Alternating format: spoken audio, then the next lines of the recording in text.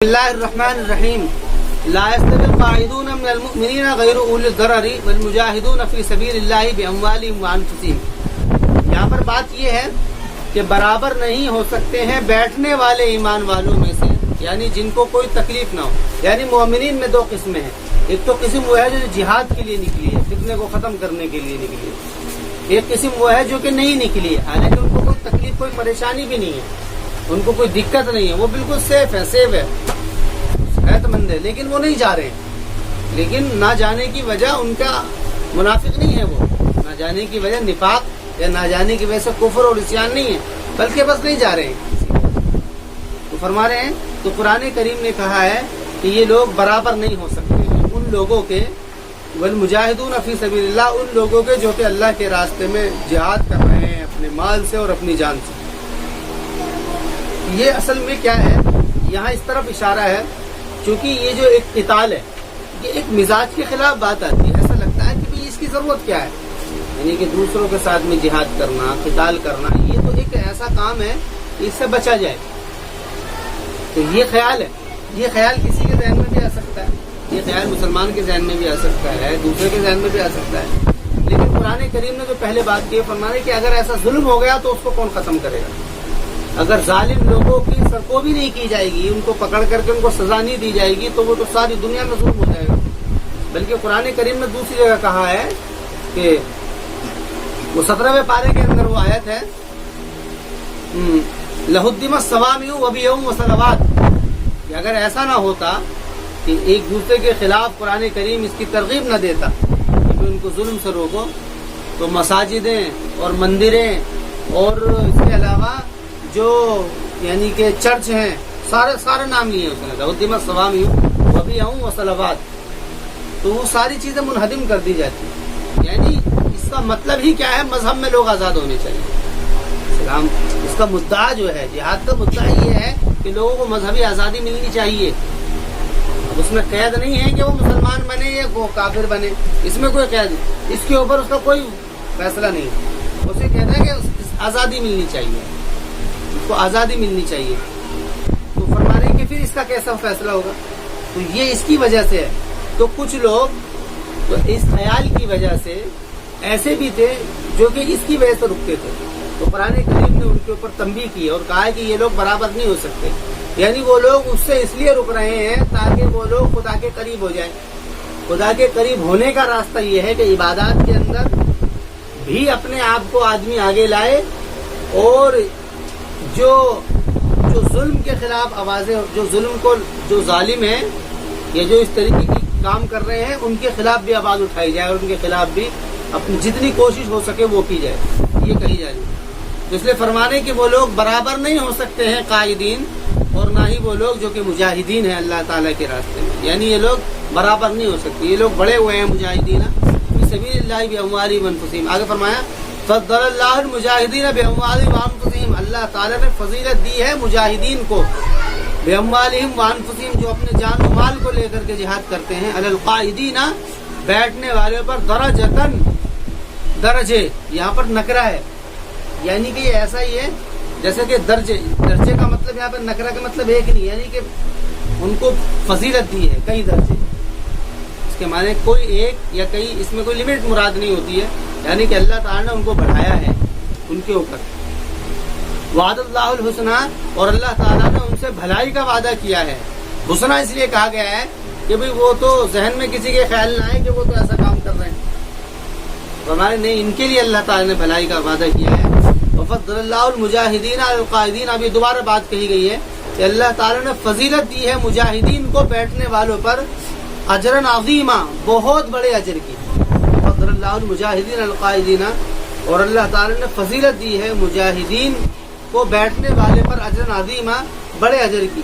درجات منہ مغفرۃ ورحمہ، درجے ہیں اللہ تعالیٰ کی طرف سے، ومغفرۃ ورحمہ، اور مغفرت اور رحمت ہے، اور مغفرت اور رحمت ہے۔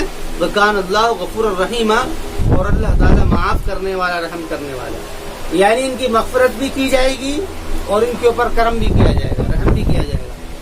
ان اللہ کان غفور الرحیم، وکان اللہ غفور الرحیم، کہ اللہ تعالیٰ معاف کرنے والا، رحم کرنے والا ہے۔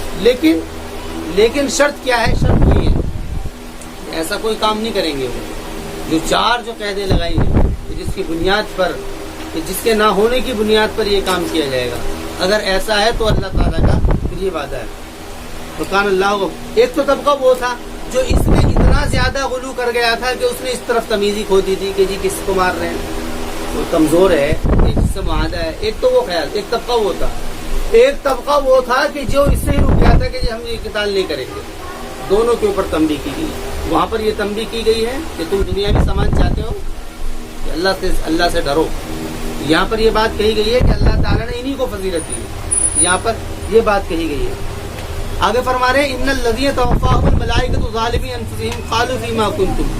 اب یہاں پر قرآن کریم نے ان لوگوں کی طرف بات کی ہے کہ جو لوگ بستیوں میں ایسے تھے کہ جو کہ کافرین کی یا کسی ایسے گروہ کی سرزنش میں تھے، یعنی کہ ان کے نیچے تھے، ان کی وجہ سے وہ اپنے ایمان و اعمال میں آزاد نہیں تھے. ایمان و اعمال میں آزاد ہونے کا مطلب یہ ہے کہ ان کو کوئی مذہبی آزادی نہیں تھی ان کے پاس میں. وہ لوگ کیا تھے؟ پریشان تھے. وہ لوگ پریشان تھے، ان کے پاس میں کوئی مذہبی آزادی نہیں تھی، وہ پریشانی میں تھے. اور وہ اس میں تھے کہ بھئی ہمارے ساتھ میں کیا معاملہ بنے گا. وہ اس کام کے اندر تھے. جو دوسرے لوگ تھے تو ان لوگوں کے بارے میں، اور پھر ان لوگوں کے بارے میں پہلی تو وجہ یہ کہ بنیاد دوسروں سے کہا گیا ہے کہ ان لوگوں کو مذہبی آزادی دلاؤ. پہلی بات تو یہ. ایک بات یہ. اب ان کو کیا کہا جا رہا ہے؟ بھئی ان لوگوں کے بارے میں تو کوئی حکم ہے نا کہ جو لوگ مسلمان ہیں لیکن ایسی جگہ پر رہ رہے ہیں کہ جہاں پر وہ لوگ مذہب میں آزاد نہیں ہیں، ان کو ستایا جا رہا ہے، نماز کے اوپر پابندی ہے، اس کے اوپر پابندی ہے، سارے حکموں کو ان کو کیا کرنا. ان کے اوپر بھی کوئی بات ہے. ان کے لیے قرآن کریم کہہ رہا ہے ان الذین توفاہم الملائکۃ، کہ وہ لوگ کہ جن کو وفات دے دی ہے فرشتوں نے. مطلب کیا ہے کہ جو ایسے لوگ ہوں گے نا وہ مر تو جائیں گے، لیکن کبھی بھی وہ یوں سوچیں کہ بھئی ہمارے صبر کرنے کی وجہ سے اور ہمارے اس صبر کرنے کی وجہ سے ہم لوگ کیا ہے اپنے اعمالوں کے اندر آزاد ہو سکتے ہیں. ایسا نہیں ہو سکتا. اس کے لیے ان کو کرنا پڑے گا. وہ کیا کرنا پڑے گا اس کو بتا رہے ہیں کہ وہ لوگ کہ جن کو فرشتوں نے وفات دے دی، یعنی مر گئے، وہ ظالمی انفسہم، کہ وہ لوگ اپنے اوپر ہی ظلم کرنے والے، یعنی انہوں نے اپنے اوپر ظلم کیا ہے. ظالمی انفسہم کیسے؟ قالوا فیما کنتم، جب ان سے فرشتوں نے پوچھا فیما کنتم، تم کس میں تھے، یعنی تم نے تو کوئی عمل ہی نہیں کیا ہے. فیما کنتم، کس حال میں تھے، یعنی کہ کس چیز میں تھے تم اپنے دین کے معاملے میں. تو وہ کہیں گے کننا مستضعفین، کہ ہم تو کمزور تھے. وہ کیا کہیں گے؟ کننا مستضعفین، کہ ہم تو کمزور تھے. فی الارض، زمین میں ہم تو کمزور تھے، یعنی کہ ہم کچھ کر ہی نہیں سکتے تھے. ہم اگر کچھ کرتے یعنی کہ اگر ہم دین کے اوپر چلتے تو پھر ہمارا تو معاملہ بیکار ہو جاتا. کننا مستضعفین فی الارض، کہ ہم تو زمین میں کمزور تھے. قالوا الم تکن ارض اللہ واسعہ، تو فرشتے ان سے کہیں گے کہ اللہ کی زمین واسع نہیں تھی. یعنی ان سے نہیں کہا جا رہا ہے کہ تم جہاد کرو، ان سے نہیں کہا جا رہا. ان سے کہا جا رہا ہے کہ کیا زمین اللہ تعالیٰ کی دوسری نہیں تھی؟ کیوں؟ کیونکہ وہ جہاد تھا، وہ تو ایک پورا پلان ہے، وہ تو ایک پوری نظم ہے کہ اس کے لیے ریاست کا ہونا ضروری ہے، اس کے لیے بادشاہ کا ہونا ضروری ہے، اس کے لیے الگ اسٹیٹ ہونا چاہیے. بہت ساری باتیں. ایک ہی جس اسٹیٹ کے اندر تم رہ رہے ہو وہاں پر کوئی خلاف اقدام نہیں کیا جا سکتا ہے. الگ سے کوئی اسٹیٹ ہے مسلمانوں کا، الگ سے کوئی وہ اس کام کو کریں تو الگ مسئلہ ہے. تو فرما رہے تو ان سے کہا جائے گا کہ تم کیا زمین اللہ تعالیٰ کی وسیع نہیں تھی؟ فتہاجروا فیہا، کہ تم اس میں ہجرت کرتے. فتہاجروا فیہا یعنی تم اس میں ہجرت کرتے. تو فرما رہے ہیں کہ بس انہوں کے اندر یہی بات، وہ اتنی یعنی اس کے اندر زمین کی محبت اتنی تھی، یعنی کہ دنیا کی محبت اتنی تھی کہ اس کی وجہ سے ان کے نزدیک دنیا ہی کی محبت تھی.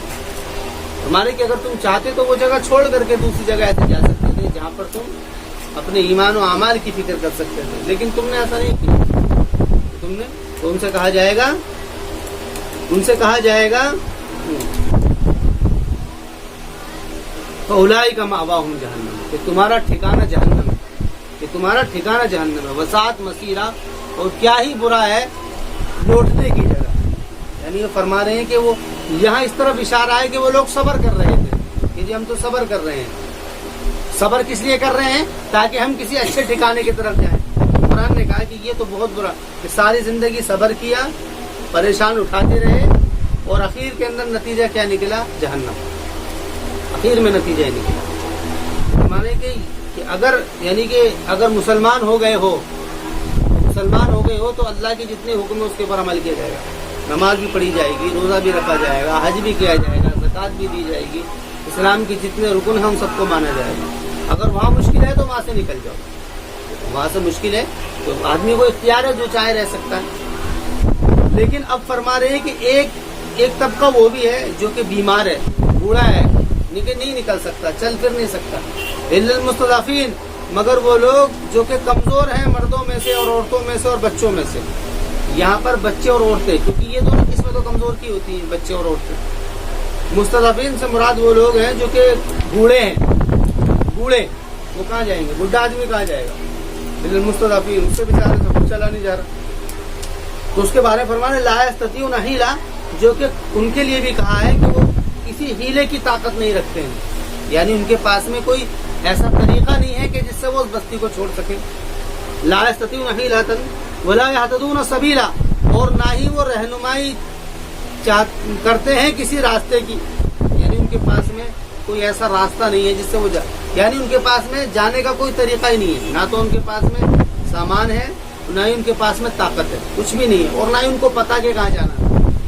तो उसके बारे में फरमा रहे फौलाइका असल्लाहु याफू अन्हुम, तो वही वो लोग हैं कि करीब है कि अल्लाह ताला उनको माफ कर दे। मुजरिम ये भी है भाई, माफी कभी कब होती है, मुजरिम हो जब भी तो होती है। तो इसलिए फरमाया अल्लाह ताला ने कि ये है करीब है कि अल्लाह उनको माफ कर दे। वकान अल्लाह गफूरन गफूरा, और अल्लाह ताला माफ करने वाला, रहम मग़फ़िरत करने वाला है।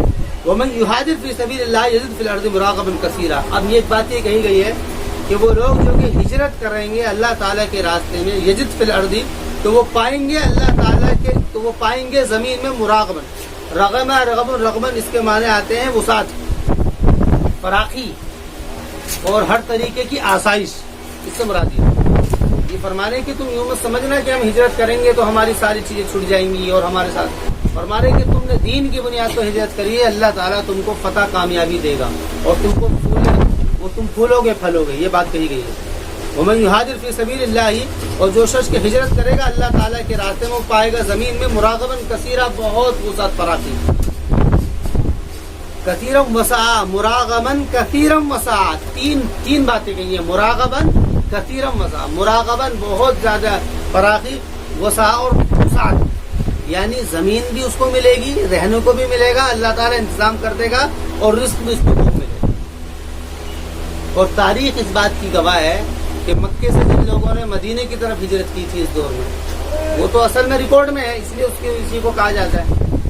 जिन्होंने की है ना इस बुनियाद के ऊपर, आज तक तारीख इस बात की गवाह है, जितनी मदद और नुसरत अंसारियों ने मक्के वालों की थी, ऐसी नुसरत और मदद ना तो दुनिया के खित्ते के ऊपर, पूरी दुनिया के खित्ते के ऊपर, ना तो उससे पहले किसी ने की थी और ना ही उसके बाद अभी तक किसी ने की, जैसी मदद अंसार ने की, अपने घर में शरीक कर दिया।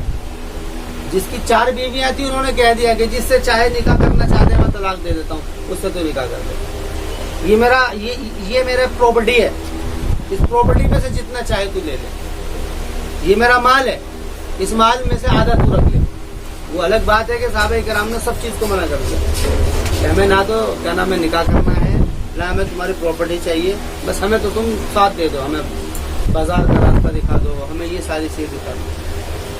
ये फिर उन्होंने किया, और हुआ फिर कि नतीजा क्या निकला कि अल्लाह ताला ने उन्हीं को ही उठाया है, मक्के वाले, क्योंकि उन्होंने हिजरत की थी। बहुत बड़ा मसला, अभी भी मामला ऐसा ही है, लेकिन मसला क्या है, अंदर जो है वो ईमान इखलास हो, इसकी बुनियाद के ऊपर ये सारे काम हो, ये बात है। वमन युहाजिर फी सबीलिल्लाह यजिद फिल अर्दि मुराग़बन कसीरम वसा, तो वो पाएगा। वमन यख़रुज मिन बैतिही मुहाजिरन इलल्लाहि व रसूलिही, अब फरमाने कि जो शख्स के निकला अपने घर से हिजरत करते हुए अल्लाह ताला और उसके रसूल की तरफ, सुम्मा युदरिकुहुल मौत, फिर उसको रास्ते में मौत ने पकड़ लिया, यानी कि उसके पीछे मुखालिफिन लग गए, उसको मार दिया, या वो मर गया, या वो यानी उसके पास ताकत ही नहीं थी, लेकिन फिर भी वो सिर्फ इस ख्याल से कि भाई मुझे अपने इस्लाम को, अपने ईमान को जिंदा करना है, इस ख्याल में वो निकल गया। तो फरमा रहे हैं यजिद फिल, तो फ़क़द वक़ा अजरुल्लाह, तो वो है कि अल्लाह के ऊपर उसका अजर वाक़ई हो गया। देखो अजीब ताबीर है, यानी ऐसा समझो جیسے کہ کسی کے اوپر کوئی چیز تو ڈال دی گئی ہو، بھی چاہیے مجھے، تو اللہ تعالیٰ کہہ رہا ہے کہ اس کا اجر تو اللہ کے اوپر واقع ہو گیا ہے، پڑ گیا ہے۔ مطلب یہ ہے کہ اللہ تعالیٰ کو بھی بغیر دیے چھٹکارا نہیں ہے۔ معذرت کے ساتھ یہ الفاظ اگر اس کو کھولا جائے تو الفاظ ترجمہ ایسا ہوگا، بڑی معذرت کے ساتھ، کیونکہ کہنے والا بندہ اور خالق کے لیے یہ الفاظ نکلیں گے، کھولا جائے تو یعنی کہ اللہ تعالیٰ کے اوپر اجر پڑ گیا ہے اور اللہ تعالیٰ کو دیے بغیر چھٹکارا نہیں۔ اس کی تعبیر اگر کھولا جائے تو ایسی نکلتی ہے۔ تو فرما رہے ہیں وقع اجر اللہ وکان اللہ غفور الرحیم، اور اللہ تعالیٰ ہے معاف کرنے والا، رحم کرنے والا۔ وَإِذَا ضَرَبْتُمْ فِي الْأَرْضِ فَلَيْسَ عَلَيْكُمْ جُنَاحٌ أَن تَقْصُرُوا مِنَ الصَّلَاةِ، یہاں پر بات کو کھولا ہے۔ یہاں پر جو پہلے مضمون چل رہا تھا، جو کل مضمون آیا تھا، اس کے اندر بات یہ آئی تھی، اس کے اندر یہ آیت تھی أَلَمْ تَرَ إِلَى الَّذِينَ قِيلَ لَهُمْ كُفُّوا أَيْدِيَكُمْ وَأَقِيمُوا الصَّلَاةَ وَآتُوا الزَّكَاةَ فَلَمَّا كُتِبَ عَلَيْهِمُ الْقِتَالُ يَخْشَوْنَ النَّاسَ كَخَشْيَةِ اللَّهِ أَوْ أَشَدَّ خَشْيَةً۔ یہ آیت ہے، آیت نمبر 87 نمبر آیت ہے۔ اس 87 نمبر آیت میں سورہ نساء میں یہ مضمون تھا، اس کو دوبارہ سمجھ لیتے ہیں تاکہ وہ بات کھل جائے۔ اس میں بات یہ تھی کہ کیا تم نے نہیں دیکھا ان لوگوں کو کہ جن سے کہا گیا کفو ایدیکم، کہ تم اپنے ہاتھوں کو روکے رکھو، یعنی یہاں سے وہ لوگ تھے جو یہ کہتے تھے کہ ہمارے پر ظلم ہو رہا ہے اور ہمارے اوپر بہت سارے معاملے ہو رہے ہیں، ہمیں کیوں نہیں اجازت دی جاتی ہے کہ ہم تلوار اٹھائیں یا ہم اپنے ہاتھ اٹھائیں، ہمیں کیوں نہیں اجازت دی جاتی؟ تو ان کے بارے میں قرآن نے کہا کہ ان سے جب کہا گیا کہ تم اپنے ہاتھوں کو روکے رکھو اور کیا کرتے رہو، نماز قائم کرتے رہو اور زکوٰۃ دیتے رہو، یعنی ان سے کیا کہا گیا کہ نماز کو پڑھتے رہو، زکوٰۃ دیتے رہو۔ نماز کا حکم اور زکوٰۃ کا حکم دیا گیا۔ یہ اصل میں بات یہ ہے، اس کو اگر کھولو، نئے جو لوگ جہاد اور قتال کا ارادہ کرتے ہیں ان کے لیے جہاد و قتال کی اسلحے کی ٹریننگ کے علاوہ ان کو نماز اور زکوٰۃ کا حکم دینا یہ ان کی ذہنی تربیت کے لیے ہے۔ نماز اس لیے ہے تاکہ جانی قربانی کی جو علامت ہے وہ نماز ہے، اور زکوٰۃ جو ہے مالی قربانی کی علامت ہے۔ نماز کے اندر کیا ہوتا ہے؟ بندہ نماز پڑھتا ہے، اللہ تعالیٰ کے سامنے جھک رہا ہے، گویا کہ اپنی جان کو وہ اس کے لیے قربان کر رہا ہے، اپنے وقت کو نکال رہا ہے، نماز پڑھ رہا ہے۔ تو جو لوگ ابھی اسی کے اوپر نہیں ہیں، نماز کے اوپر نہیں ہیں اور زکوٰۃ کے اوپر نہیں ہیں، زکوٰۃ کے اندر کیا ہے؟ کیونکہ اس کے اندر بھی اپنا مال نکال کر کے دینا پڑتا ہے، تو جو اس کے اوپر نہیں ہے وہ صرف وہاں پر وہ کیسے جان اور مال دے دیں گے؟ وہاں تو جان اور مال کا بالکل اعلیٰ درجہ ہے، وہاں جان تھوڑی دیر کے لیے نہیں دینی ہے، وہاں تو ایسا ہے کہ ہمیشہ کے لیے دینی ہو سکتی ہے، اور مال بھی ایسا نہیں ہے کہ جی مال تو خیر زکوٰۃ کے اندر بھی جاتا ہے لیکن وہاں پر زیادہ کثیر تعداد میں چاہیے۔ تو یہ نماز اور زکوٰۃ کا حکم دیا ہے برابر۔ اب یہاں پر یہ کہا گیا ہے کہ جہاد کے اندر بھی کسی بھی موقع پر یہ نہیں چھٹنی چاہیے، یعنی نماز کی جو تنبیہ کی گئی ہے، نماز کی تنبیہ اس لیے کی گئی ہے کہ تاکہ یہ اصل مقصود کیا ہے، اگر یہ چیز نہ ہوئی، اگر اصلاح نہ ہوئی تو پھر محض جہاد و قتال کیا بنے گا؟ یہ صرف فساد کا ذریعہ بن سکتا ہے، اصلاح کا ذریعہ نہیں بن سکتا۔ کیوں؟ کیونکہ یہ لوگ خود مصلح نہیں ہیں، ان کا لوگوں کا مزاج جان دینے کا وہ اللہ کے لیے نہیں ہے اور مال دینے کا وہ لوگوں کی تعاون کے لیے نہیں ہے۔ بھائی جہاد کے اندر جان اور مال کس لیے دیا جا رہا ہے؟ لوگوں کے لیے، تاکہ وہ لوگ ظلم سے نکلیں، کتنا ختم ہو کہ جو لوگ یہاں پر نہیں ہیں تو اس کی جو ہے مشق کرائی گئی، اسی مشق کا اندازہ اس سے کیا گیا ہے کہ یہاں پر ایک حکم یہ آیا کہ کسی بھی حالت میں نماز کو نہیں چھوڑنا ہے۔ سفر کے اندر قصر نماز کی گئی ہے، سفر کے اندر نماز کو جو قصر کیا گیا ہے اس کی وجہ کیا ہے؟ اس میں بہت دھیان سمجھنے کی، اس میں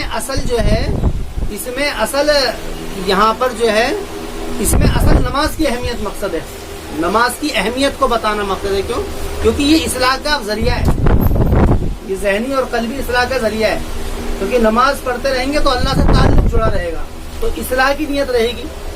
ورنہ جہاد و قتال تو یہ تو ایک وار ہے، اس میں آدمی جذباتی ہو جاتا ہے، جب دیکھتا ہے کہ بھئی میرے ساتھیوں کے ساتھ ایسا ہو گیا تو جذباتی ہو وہ بھول جاتا ہے کہ بھئی اصلاح کے لیے کوئی کام ہو رہا۔ وہ حضرت علی کا قول ہے نا، حضرت علی رضی اللہ عنہ ایک مرتبہ ایک دشمن کے اوپر چڑھ کر کے بیٹھ گئے، اس نے ان کے اوپر تھوک دیا، دشمن نے حضرت علی کے اوپر تھوک دیا، تو حضرت علی بالکل اس کے اوپر ایسے ہو گئے تھے کہ اب اس کو قصر کو وہ قلم کر دیں گے، لیکن جیسے ہی اس نے تھوکا حضرت علی رضی اللہ عنہ ایک دم الگ ہو گئے، وہ اس کے اوپر چڑھ کر کے بیٹھ گیا.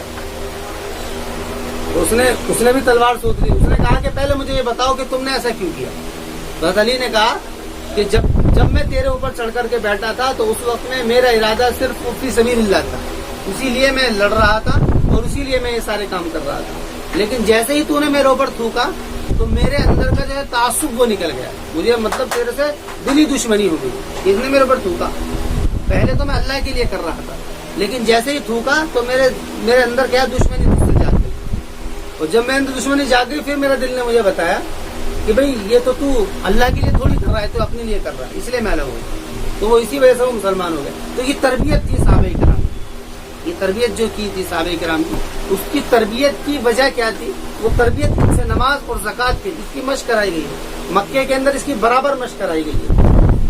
تو اسی لیے ان لوگوں کے لیے جو لوگ اسلام کریں ان کے لیے پہلے اعمال کے اعتبار سے اتنا مضبوط ہونا چاہیے. کیوں؟ کیونکہ یہ ہے ہی اس لیے تاکہ اصلاح ہو سکے. تو اس لیے یہاں پر یہ حکم دیا گیا ہے کہ وَإِذَا ضَرَبْتُمْ فِي الْأَرْضِ فَلَيْسَ عَلَيْكُمْ جُنَاحٌ, اور جب تم مارو زمین میں تمہارے اوپر کوئی حرج نہیں ہے کہ تم قصر کر لو نماز سے, لیکن نماز نہیں چھوڑنی. ان تقصروا من الصلاۃ, کہ نماز نہیں چھوڑنی ہے. نماز کے چھوڑنے کا مسئلہ کہیں پر بھی نہیں. وہ ائمہ کے یہاں پر جو اختلاف ہے جمع بین الصلاتین کا, وہ نماز کے نہ چھوڑنے کا اختلاف نہیں ہے. اس میں بعض لوگ الجھ جاتے ہیں کہ بھئی تو نماز جمع بین الصلاتین کا مسئلہ ہے, یعنی نماز کو ایک وقت میں 2 نماز پڑھنی. فقہ کی کتابوں میں اختلافات آتے ہیں, لیکن نماز چھوڑنے کے لیے کسی کے یہاں پر بھی کوئی مسئلہ نہیں. بلکہ ائمہ ثلاثہ کے یہاں پر تو نماز چھوڑنے والا کافر ہے. ان کے یہاں پر مسئلہ یہ ہے کہ اگر کوئی جان بوجھ کر کے نماز چھوڑ دے اس کو قتل کر دو. ان کے یہاں پر اتنا سخت مسئلہ ہے. احناف کے یہاں پر تو اتنی رعایت ہے کہ اس کو قید کر دیا جائے گا. احناف کے یہاں پر اتنی رعایت ہے اس کو قید کر دیا جائے. لیکن نماز چھوڑنے کے اوپر جن لوگوں نے کہا نا جمع بین الصلاتین کا, ان کے یہاں پر مسئلہ ہے اگر وہ جان کے نماز چھوڑ دے اس کو قتل کر دو. اتنا سخت مسئلہ ہے. تو وہ اختلاف وقتوں کو لے کر کے مسئلہ ہے, لیکن نماز کے کرنے اور نہ کرنے میں سب کا ایک ہی نظریہ ہے. تو فرما رہے کہ نماز نہیں چھوڑی جائے گی, نماز میں قصر کر لو. نماز میں قصر کر لو. 4 رکعت والی جو نماز ہے ان کو 2 کر لو. جو سفر کا مسئلہ ہے وَإِذَا ضَرَبْتُمْ فِي الْأَرْضِ, اس لیے بعض لوگوں کے نزدیک تو صرف قصر نماز صرف اس سفر کے لیے ہے جو سفر فی سبیل اللہ میں شامل ہے. لیکن جمہور کا قول یہ ہے کہ ہر سفر کے لیے ہے. کیونکہ یہ جو قصر ہے یہ سفر کی سختی کی وجہ سے, جو نماز کا حکم دیا گیا ہے یہ سفر کی سختی کی وجہ سے. وَإِذَا ضَرَبْتُمْ فِي الْأَرْضِ فَلَيْسَ عَلَيْكُمْ جُنَاحٌ, تو تمہارے پر کوئی حرج نہیں ہے کہ تم قصر کر لو نماز میں. ان خفتم ان یفتنکم الذین کفروا, اگر تم ڈرو اس بات سے کہ وہ تم کو آزمائش میں ڈال دیں گے جنہوں نے کفر کیا. آزمائش سے مراد یہ کہ تم نماز پڑھنے میں لگے اور پیچھے سے آ کر انہوں نے تمہیں ختم کر دیا, تو تم سارے کے سارے حضرت جی بن گئے, یہ نماز ہم چھوڑیں گے نہیں, جماعت سے پڑھیں گے. یہ خیال, دونوں ہی خیال کو کہا. تو انسان کی اصل میں طبیعت ایسی ہے, کبھی تو اس کا صوفیانہ مزاج ہوتا ہے, وہ پھر ساری چیزوں کو وہ جہاد و قتال کو اسلام کے خلاف سمجھتا ہے. اور کبھی کبھی انسان ایسا دنیاوی حریص ہو جاتا ہے کہ وہ جہاد و قتال تو کیا, وہ سٹے بازی کو اور جوئے بازی کو بھی جو ہے وہ اس کے دین کے موافق سمجھنے لگتا ہے. پھر اس سے میں کماؤں گا اور کما کر کے لوگوں پر خرچ کروں گا. تو قرآن کریم نے اعتدال قائم کیا ہے. سورہ بقرہ کے اندر یہ مضمون تفصیل سے آیا تھا, جہاں پر وہ مضمون آیا تھا شراب کا اور جوئے کا مسئلہ وہاں پر آیا تھا. تو فرما رہے ہیں تو اگر تم ڈرو اس بات سے کہ وہ لوگ تم کو فتنے میں ڈال دیں گے کہ جنہوں نے کفر کیا ہے, کہ وہ تمہارے پر ایسا معاملہ کر دیں گے, تو فرما رہے ہیں ان الکافرین کانوا لکم عدوا مبینا, بے شک کافرین وہ ہیں تمہارے واضح دشمن. وَإِذَا كُنْتَ فِيهِمْ, یہاں پر یہ حکم رسول اکرم علیہ السلام کے لیے دیا گیا. یعنی اب فرما رہے ہیں اچھا رسول اکرم علیہ السلام کے زمانے میں سب کی طبیعت یہ تھی کہ وہ آپ صلی اللہ علیہ وسلم کے ساتھ میں نماز پڑھیں, سب کی طبیعت یہ تھی. قصر نماز کو لے کر کے بعض لوگوں کا نظریہ یہ ہے کہ یہ جو طریقہ قرآن کریم نے نماز کا دیا ہے وہ رسول اکرم علیہ السلام کے ساتھ خاص تھا, اس کے اندر کسی کو اور شمولیت کا حق نہیں ہے. بعض لوگوں نے کہا, بعض نے کہا کہ نہیں ایسا نہیں ہے, بلکہ یہ جو طریقہ تھا یہ طریقہ ہر ایک کے لیے دیا گیا ہے. خیر یہ ایک اختلافی مسئلہ ہے, فقہی مسئلہ ہے, اس میں طریقہ دیکھ لو کیا دیا ہے نماز کا. فرما رہے ہیں کہ وَإِذَا كُنْتَ فِيهِمْ, اور جب آپ ان کے اندر ہو, فَأَقِمْتَ لَهُمُ الصَّلَاةَ, تو ان کے لیے نماز قائم کرو. فَلْتَكُنْ طَائِفَةٌ مِّنْهُمْ مَعَكَ، تو ایک جماعت، تو اب کیا کیا جائے گا، مسلمانوں کی جماعتوں میں سے 2 حصے کر لیے جائیں گے. مثلا 1000 آدمی ہیں، 500 آدمی کر لیے، تو ایک جماعت ان میں سے تمہارے ساتھ نماز شروع کر دے گی. آپ نے تکبیر کہی، پیچھے سے ان لوگوں نے تکبیر کہہ دی، 500 لوگ ہیں، اور 500 لوگ کہاں ہیں، وہاں وہ میدان کے اندر ان کے سامنے وہ سپہ سالار ہیں. یہ لوگ جو ہیں نماز پڑھ رہے ہیں 500 آدمی. وَلْيَأْخُذُوا، اور چاہیے کہ لے لے، یعنی دوسری جماعت جو 500 کی ہے، اپنے اسلحہ کو. فَإِذَا سَجَدُوا فَلْيَكُونُوا مِنْ وَرَائِكُمْ، اور جب یہ سجدہ کر لیں، یعنی ان کی ایک رکعت پوری ہو گئی جو نماز پڑھ رہے ہیں، تو ان کو چاہیے کہ ہو جائیں یہ مِنْ وَرَائِكُمْ، تمہارے پیچھے سے. فَلْيَكُنْ مِنْ وَرَائِكُمْ، پسی ہو جائیں تمہارے پیچھے سے، یعنی ان کو چاہیے کہ سجدے سے اٹھ کر کے یہ اٹھیں، ہتھیار تو سب کے اوپر ہیں، اور جا کر کے وہاں کھڑے ہو جائیں، سیدھے جا کر کے میدان میں. اگر قتال ہو رہا ہے تو قتال شروع کر دیں، نہیں ہو رہا ہے تو وہاں پر صرف نگرانی کے لیے، رہبری کے لیے کریں. اور وہ جو وہاں جو پہلے کھڑے ہوئے تھے وہ کیا کریں، وہ وہاں سے آ کر کے دوسری رکعت میں شامل ہو جائیں، اللہ اکبر کہہ کر کے. ان کی ایک رکعت ہو گئی، ان کی دوسری چل رہی ہے. وَلْتَأْتِ طَائِفَةٌ أُخْرَىٰ، اور چاہیے کہ آئے دوسری جماعت، لَمْ يُصَلُّوا، جنہوں نے نماز نہیں پڑھی ہے، فَلْيُصَلُّوا، وہ چاہیے کہ نماز پڑھیں تیرے ساتھ میں. وَلْيَأْخُذُوا حِذْرَهُمْ، اور چاہیے کہ لے لیں وہ اپنے حذر، یعنی ہر وہ بچاؤ کی چیزیں، کمان وغیرہ، وَأَسْلِحَتَهُمْ، اور اپنے اسلحہ. وَدَّ الَّذِينَ، اب ایسے ہی ہوگا. اب ان کی کیا ہوگی، اب اس میں تھوڑا سا اختلاف ہے. بعض کہتے ہیں کہ دوسری رکعت کرنے کے بعد میں وہیں کھڑے ہو جائیں گے، تیسری میں یہ شامل ہو جائیں گے، پھر یہ سجدہ کر کے تیسری کے چلے جائیں گے، پھر یہی والے دوبارہ چوتھی پوری کر لیں گے، پھر یہ اپنی چوتھی پوری کر کے وہاں جائیں گے. اب دونوں کی 2 رکعتیں ہو گئی ہیں. اب وہ پہلا والا آئے گا، 2 رکعت پوری کرے گا، سلام پھیر کے چلا جائے گا، پھر یہ دوبارہ آئے گا، وہ کر لے گا. بعض لوگوں نے کہا ہے کہ نہیں، یہ جو دوبارہ آئے ہیں یہ اپنی پوری نماز کریں گے پھر جائیں گے، اور یہ جو پہلے والے تھے یہ آئیں گے، اور آنے کے بعد میں یہ پھر یہ پوری نماز اپنے ادا کریں گے. اس طریقے سے کیا ہے، دونوں کو رسول کے پیچھے نماز پڑھنے کا موقع مل جاتا ہے. اس میں فقہی تھوڑے سے اختلافات ہیں، وہ فقہی کتابوں میں دیکھ لینا. وَدَّ الَّذِينَ كَفَرُوا، کہ وہ چاہت ہے ان لوگوں کی جنہوں نے کفر کیا ہے کہ اگر تم غافل ہو جاؤ اپنے اسلحہ سے اور اپنے سامان سے، فَيَمِيلُونَ عَلَيْكُمْ مَيْلَةً وَاحِدَةً، تو وہ تمہارے اوپر مائل ہو جائیں گے ایک ہی مرتبہ میں، مَيْلَةً وَاحِدَةً. وَلَا جُنَاحَ عَلَيْكُمْ، اور کوئی حرج نہیں ہے تمہارے اوپر، إِن كَانَ بِكُمْ أَذًى مِّن مَطَرٍ، کہ اگر ہو تم کو کوئی تکلیف بارش کی یا تم مریض ہو، اس بات پر کہ تم اپنے اسلحہ کو رکھ دو، یعنی اس پر بھی کوئی مطلب کوئی دشواری نہیں ہے. لیکن یہ کہ حکمت کے طور پر قرآن کریم نے حکم دیا، انتظروا اسلحتکم وخذوا حذرکم، اور تم لے لو اپنے، یعنی بچاؤ کی چیز تو اپنے پاس میں رکھو تم، یعنی کہ جو زرہ وغیرہ پہنے رکھو کہ اگر حملہ بھی کر دیا تو اس سے کم بچاؤ ہو جاتا. ان اللہ اعطى للکافرین عذابا مہینا، کہ بے شک اللہ تعالیٰ نے تیار کیا ہے کافرین کے لیے دردناک عذاب. فإذا قضيتم الصلاة، اور پھر جب تم نے نماز پوری کر لی ہے، فاذکروا اللہ، تو فاذکروا اللہ، تو تم اللہ تعالیٰ کا ذکر کرتے رہو، قعودا وعلی جنوبکم، بیٹھ کر کے اور لیٹ کر کے. یعنی کہ مطلب کیا ہے کہ جنگ کے دوران میں کیا کرنا ہے، اللہ کا ذکر کرتے رہنا ہے برابر. وہاں پر تم فی سبیل اللہ میں شامل ہو، یہ کام کرتے رہنا. جو آدمی نماز کے قریب نہیں ہے اور زکوٰۃ کے قریب نہیں ہے، وہ جانتے نہیں، وہ وہاں پر کہاں یہ کام، سارے کام پہلے تو اعمال سے اصلاح ہوگی، اس کے بعد میں یہ کام کیا جائے گا. فَإِذَا اطْمَأْنَنْتُمْ، اور پھر جب تم مطمئن ہو جاؤ، فَأَقِیمُوا الصَّلَاةَ، تو نماز کو قائم کرو. إِنَّ الصَّلَاةَ كَانَتْ عَلَى الْمُؤْمِنِينَ كِتَابًا مَوْقُوتًا، بے شک نماز تو ہے مومنوں کے اوپر موقوتا، لکھی ہوئی یعنی وقت مقررہ، یہ اس کا وقت مقررہ ہے. یعنی جو بھی اختلافات ہیں ان کے اختلافات کے ساتھ میں اسی وقت کے اندر وہ نماز ہے، وہ نماز کے جو وقت ہیں. ان الصلاۃ کانت المؤمنین کتابا موقوتا ولا تہینوا فی ابتغاء القوم. اب یہاں پر یہ بات کہی جا رہی ہے، وہاں نہ یہینوا، وہاں کے معنی کمزور پڑنا، بزدل ہونا. دوسری جگہ پر بھی تھا ولا تہینوا ولا تحزنوا وانتم الاعلون ان کنتم مؤمنین. فرمارے اس میں بزدل مت بنو، فی ابتغاء القوم، قوم کو تلاش کرنے میں، یعنی ایسے لوگوں کو تلاش کرنے میں جو کہ ظلم کر رہے ہیں.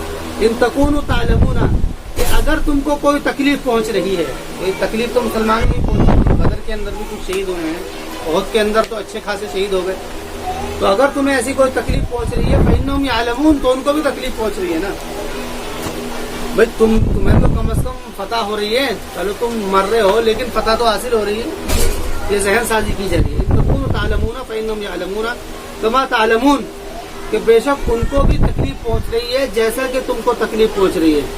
بترجونا، اور تم تو اللہ تعالیٰ سے امید رکھتے ہو اس کی جس کی وہ امید نہیں رکھتے. یعنی تمہیں تو اللہ تعالیٰ سے بہت کچھ ملنے والا ہے، تمہیں تو اللہ تعالیٰ فتح بھی دے گا، نصرت بھی دے گا، اور اگر مر گئے تو اس کے بعد میں شہادت بھی دے گا.